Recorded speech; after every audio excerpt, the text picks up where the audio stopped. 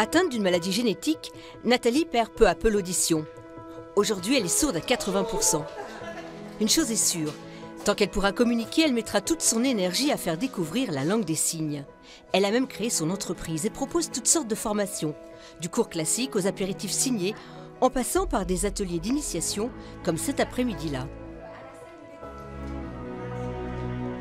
Je connais quelqu'un qui, malheureusement, pourrait peut-être devenir malentendant dans ces prochaines années.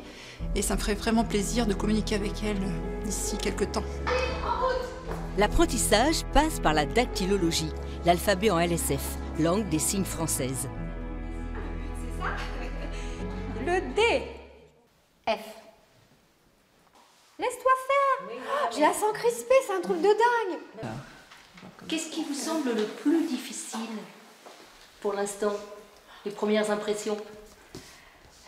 De retenir, puis de bouger les doigts. De retenir la façon dont il faut placer ses doigts. Et puis les articulations, les mettre en route. Mais après, on devrait y arriver. Ils ont peur du regard de l'autre, du jugement. On rigole, c'est sympa entre nous. Et malgré ça, il y a quand même le regard de l'autre qui gêne et qu'on n'ose pas. De peur de la moquerie de l'autre. Et c'est ce qui est dommage parce que ça met des barrières en fait.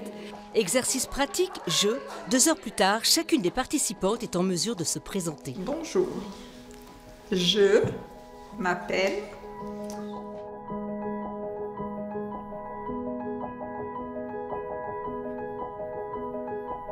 Bravo!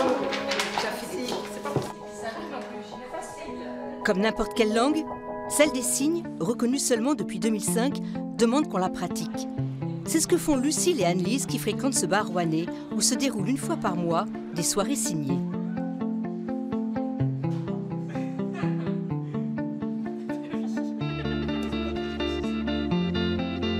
J'ai appris l'anglais, l'allemand, le portugais et je trouvais ça super de pouvoir parler avec les mains.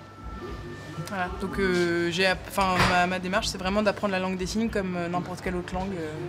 J'aurais pu apprendre le russe mais j'ai choisi la langue des signes. On apprend qu'un formateur sourd qui a une façon de signer, mais que chaque sourd a sa façon de signer, comme nous, chaque personne entendante a sa façon de parler, et que de voir d'autres façons de signer en fait c'est hyper important.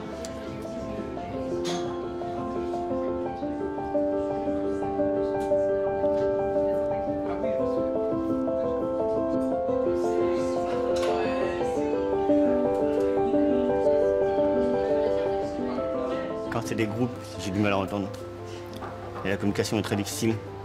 Et donc c'est pour ça que la langue des signes est une autre partie où c'est plus facile à comprendre que c'est visuel. Parmi les cafetiers sollicités pour accueillir ces échanges entre sourds et entendants, seul Franck a répondu à l'appel. Il ne regrette pas l'expérience. Petit à petit, j'essaye de mettre à la langue signée, avec difficulté parce que c'est assez complexe quand même à appréhender. Mais du coup, le contact se fait bien. De l'avis de tous, il serait bien que de tels lieux se développent, en espérant juste que ce souhait ne tombe pas dans l'oreille d'un sourd.